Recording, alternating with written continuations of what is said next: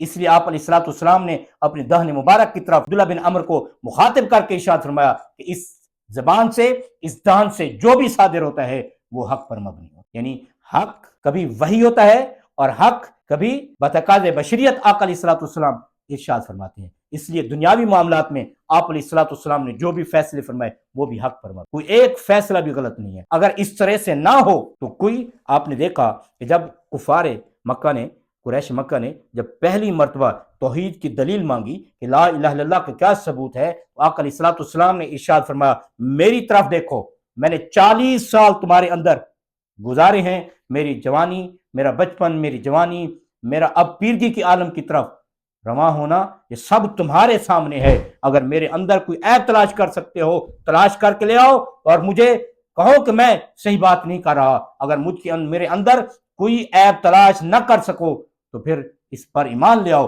کہ ساری کائنات کا رب و مالک اللہ رب العزت کی ذات مقدس ہے۔ حضور علیہ السلام نے اپنے سراپا بشریت کو پیش کیا۔ آقا علیہ السلام نے اپنی نبوت اور رسالت کے معجزات نہیں دکھائے، پہلا معجزہ آپ علیہ السلام نے اپنی بشریت کو پیش کیا اور ان کو سامنے اپنی بشریت کا یہ سراپا مقدس پیش کیا کہ آؤ اور دیکھو میں تمہارے سامنے کھڑا ہوں، میرے اندر کوئی عیب تلاش کر سکتے ہو، میری زندگی کے اندر، میری سیرت طیبہ کے اندر کوئی عیب تلاش کر کے لے آؤ تو پھر اس پر بات کرو۔ وہ کافر ہونے کے باوجود، ہٹ دھرم ہونے کے باوجود اور اتنے سرکش ہونے کے باوجود ذات رسول میں، بشریت رسول میں کچھ عیب تلاش نہ کر سکے اور گالم گلیچ کرتے ہوئے ایمان سے بھی محروم رہے اور وہاں سے چلے گئے۔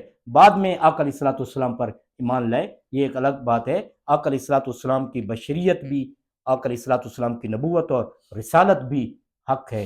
اللہ تعالیٰ اپنے نبی علیہ السلام کی ہر شان کو سمجھنے کی ہمیں توفیق عطا فرمائے۔ حضور علیہ السلام کی بشریت بھی حق ہے۔ آپ علیہ السلام کی بحیثیت نبوت اور بحیثیت رسول جو کچھ بھی ارشاد فرمایا وہ وحی منزل من اللہ ہے، اس میں اور قرآن میں کوئی فرق نہیں ہے۔ آقا علیہ السلام نے جب قرآن مجید کی تشریح بیان کی حدیث کی صورت میں، وہ بھی اللہ رب العزت کے کلام کی طرح ایک وحی کی حیثیت رکھتی ہے۔ ہم بس اس کو تلاوت نہیں کرتے، قرآن مجید کی تلاوت کرتے ہیں، بس اتنا فرق ہے، ورنہ اس میں اور کوئی فرق نہیں ہے۔ اللہ تعالیٰ ہمیں شان رسول، عظمت رسول اور عصمت رسول پر ایمان لانے کی توفیق عطا فرمائے اور عشق رسول میں زندگی بسر کرنے کی توفیق عطا فرمائے۔